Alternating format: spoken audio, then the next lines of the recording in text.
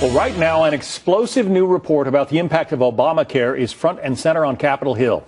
The analysis estimates that as a result of the Affordable Care Act, 2 million jobs could be lost over the next 3 years, 2.5 million over the decade. The head of the Congressional Budget Office telling Congress just this morning that Obamacare reduces the incentive for Americans to work. The increase in the standard of living that those people would have by working or working more hours would be smaller than it would be otherwise. They would still have a higher standard of living by working in almost all cases, but they would, but the standard of living wouldn't be as much higher relative to what they would have if they didn't work or if they worked fewer hours.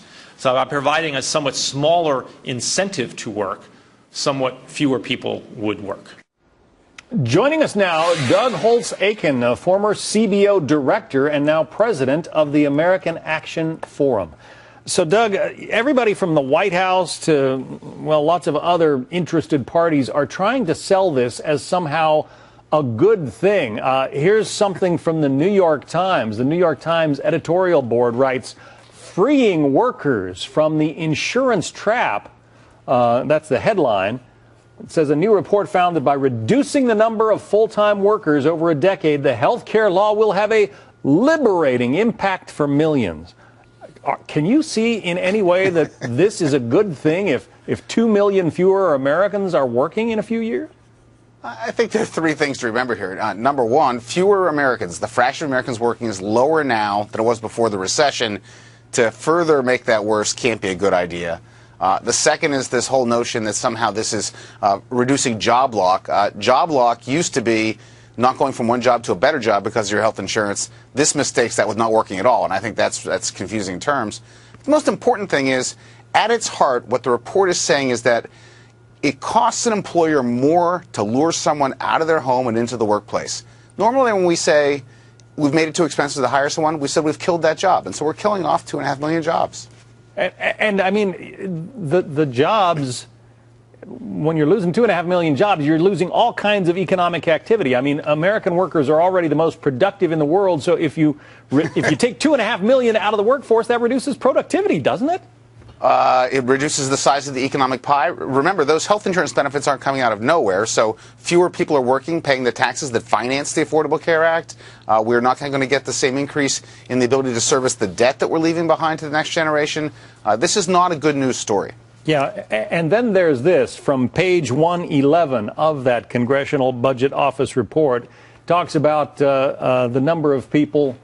It says, as a result of the ACA, between 6 million and 7 million fewer people will have employment-based insurance coverage each year from 2016 through 2024 than would be the case in the absence of the Affordable Care Act. So even the employment-based insurance that's sort of been a bedrock of the way we've built our economy over the last century or so, even that is going away for a great many people. We're certainly going to see another round of cancellation notices next fall. Over time, employers are going to reevaluate whether they want to be in the health insurance business at all. The CBO is projecting that 6 to 8 million workers are going to find out their employers decided no. I think the number is going to be bigger, quite frankly. There's an enormous amount of money sitting on the table. Employers are going to send their employees off to collect it and go to these exchanges. The employees are going to go get insurance that they could get in the exchanges instead of at work. And the only one who loses is the taxpayer. Yeah. This was a budget report that says we have $8 trillion in new deficits over the next 10 years. It could be substantially larger. The Affordable Care Act essentially subsidizes health care for the very poor in this country, right?